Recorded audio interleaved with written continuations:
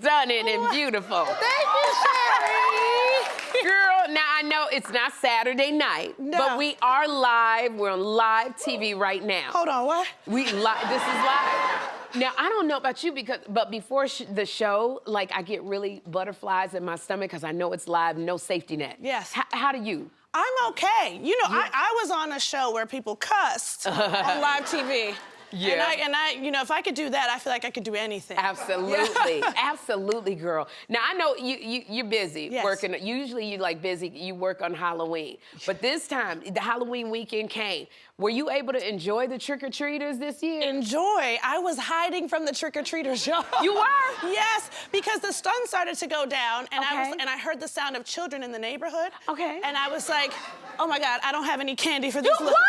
Yeah, I don't have any candy. What? So that's what I felt. I started closing my blinds. I turned off all the lights. I went to the furthest room in the back of the house, because this is my first time having a house and being in a neighborhood. I live in New York, so I'm in an apartment building. Right. And so I was like, girl, you have a house. Okay. Hide.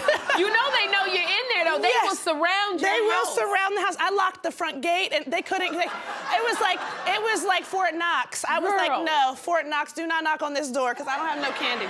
You know, did you even peek out a little bit and see them? I wouldn't dare. I said, lest I make eye contact with one of those kids, and they're like, ma'am, give me some candy. It would have been, honestly, all I had in the house, and this is on me, is protein shakes and probiotics. You gonna get a kid? A little 3-year-old a probiotic. And tell them, listen, it gets different when you get older. You're gonna need this. Hold on. Yeah, it gets different. Somebody told me that, and I was like, no way. But it gets different. Yeah, when you get older, you need that probiotic. And a hot beverage in the morning. Okay. Yeah. Then, well, I bet you'll know next year, you're gonna be prepared. Next year, I won't be at the house. Next year, I would be sure not to be at the house. I'm not gonna be at the house. That's what I'll do. I love you, and this is why I love you so much. You were so absolutely wonderful for 7 years on Answer Now. Thank you. Oh my gosh. Thank you.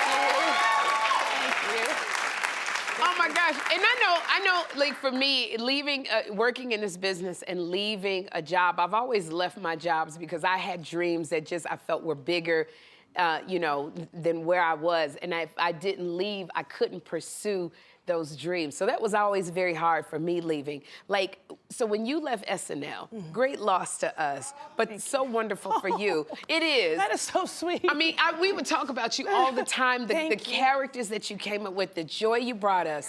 But sometimes, yes. Thank you, guys. You were frequently, we talked about you. But sometimes you have to leave. Like, how did you know this was the right time to say goodbye? You know, it's like being in a marriage. I've never done it before, but that show was my longest relationship ever. And I'm not 7 years. I'm not a commitment phobe, but I heard when you're married, you get the 7-year itch. 7-year itch. And it's like, I want to date other people. I want to see some other privates. And so, am I allowed on daytime TV? See, I'm usually live at night. But anyway, I'm like, I wanna explore other opportunities. And so I started to get the 7-year itch. I'm like, we don't have kids. I'm gonna see other people. But I learned so much. I truly did learn so much there, and I had so much fun. I miss my colleagues, but it felt like the time to make space for something else for me. That is. It's like you have to. Sometimes you have to just like shift your energy. I know I co-hosted The View for 7 years. I was on The View 7 years, and I started feeling like I gotta leave in order to I want my own talk show, and I have to leave. And I didn't know they had fired me before that, but she was gonna leave. You didn't fire me. I was gonna quit. I was gonna leave. I quit before you fired me. But it was like that thing that does come up where you're like, it's just time. If I don't do it, I always felt like if I don't do it now, it will be stability, and I don't want the stability. Yeah, like the risk is fun, huh? Yes. Right? Don't you like feel like gambling on yourself to see what you can achieve? And that's, I mean, I'm excited. I'm excited for the future. And I'm like, look at Sherri, got a star on the Hollywood. You know? I'm like, look at that. And that's what I love about you. Because you're gambling on yourself. Thank You are betting on yourself, Ego, which means that you got nowhere to go but up, even more up. Thank you. I hope. No, ain't no hope, girl. We just know you have Just what it takes. declare it. It is what it is. Okay. It is what it is, and it is where you going. And it ain't what it ain't. That's you said it. And I am a huge fan of SNL, but I know it's tough not seeing any black women in the cast. So did you feel the weight of all of that representation when you were on the show? You know, I don't know that I would call it weight. I felt honored to be the 7th black woman in that cast. Thank you so much. Yes. I hope that there will be more black women. Punky Johnson came on the show after me. Who knows who else they'll find as they explore and seek out other talents. But I felt honored to represent for us. And oftentimes I'm like, I do believe I represented a myriad of characters. Yes, you did. Different types of characters. Some people didn't always catch that nuance, but I do feel like I got the chance to represent, and that was really important to me, and I felt honored to get to be in that position. Well, we were glad that you did it. Thank you. Most definitely. Thank you. And I know that you used to watch Oprah with your mother. You would watch it after school. Yes, 4 p.m. Girl, I'm telling you, and that was like, I had to watch Oprah every day. So what would be your message to little girls that may be watching you with their mom? Like, and they want to be comedians like we are. What would you say to them? I would say I hope they didn't hear the first part of this interview where I mentioned the privates. The privates. so moms, fast forward or something like that. Show them a different interview. But I would say that just keep pursuing what it is you're passionate about. Follow your passions. I feel like the things you are passionate about are a gift, because some people don't have passions or they have a hard time figuring out what they are. So if you're passionate about comedy, pursue it, be relentless, continue to bet on yourself and believe in yourself. Something cool will happen.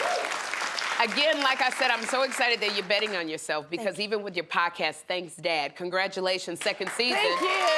2nd season. Thank you. So can you tell us about Thanks Dad? Yes, it's a podcast born of the fact that I was raised by a single mom. I don't have a relationship with my dad, but I thought that it would be interesting to talk to people about their relationships with their dads, what they're like as parents, because you'll come to find we all are more connected in that regard than we realize. And so I wanted to have that conversation openly with people and hear about their experiences. And what excites me about Thanks Dad is I really, really feel like it connects us. It humanizes some of your favorite talents who you may not have heard of in that capacity. And I hopefully am bringing joy as well in those conversations. So, absolutely. Joy just exudes from you. Thank you. And it's so funny, when you talk about joy, you had me cracking up last week because you were talking about FaceTime etiquette. Okay, so do you have rules for, because I love FaceTiming people. Too. Do you have rules for FaceTime etiquette? The rule is FaceTime can happen anywhere, anytime. I have FaceTimed in the shower. Yes, girl. You just gotta find the right thing to prop it up on. So I have this body scrub that I don't use, but it is a good cell phone stand in the shower. I keep going, you don't use this, you should throw it away, but then I'm like, oh, but where's my phone gonna sit? Exactly. So I prefer FaceTime over a text, over a phone too. call. Let me see your face. Yes, I want to see your face, especially with people on the other coast. But this is what I don't like, Ego. What? Tell me. Don't be sitting on the toilet FaceTiming me. I can't. Kim Whitley does that to me all the time. I was FaceTiming on the toilet last night. You did? Yeah. Girl. I guess where you do your best thinking. That's where the best thinking, but you're not supposed to sit on the toilet too long. But I'm not a doctor. I'm doing a whole lot of gastrointestinal jokes today. And this was not my intention. But you're not supposed to sit on the toilet too long. So I was FaceTiming on the toilet, and I was like, oh, I gotta get up. And then I put the phone on mute to flush the toilet so they can't hear. Yeah. Girl.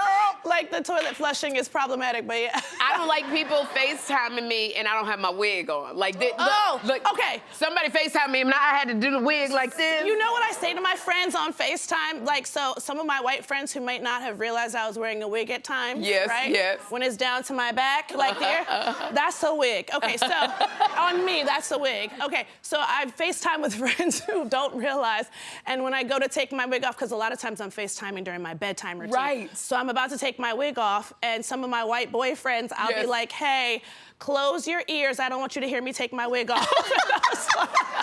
You guys get it? Close your ears. Close your ears, exactly. That's the way you do it. You gotta warn them a little bit. I don't want you to hear me. Ego, oh my gosh, I'm so glad that you're here. We are wishing you all of the best. It is nothing but to the top, girl. Thank you, Sherri. And y'all, new episodes of the Thanks Dad podcast, they drop on Tuesdays. And you can see Ego perform at the Lincoln Center Theater November 19th to the 23rd. And her one-woman show, I can't wait for that. We can't, okay, thank you. I'm so we're excited. gonna be there. Hey family, whether it's Facebook, YouTube, TikTok, Instagram, or wherever you're watching this video, make sure you follow and subscribe.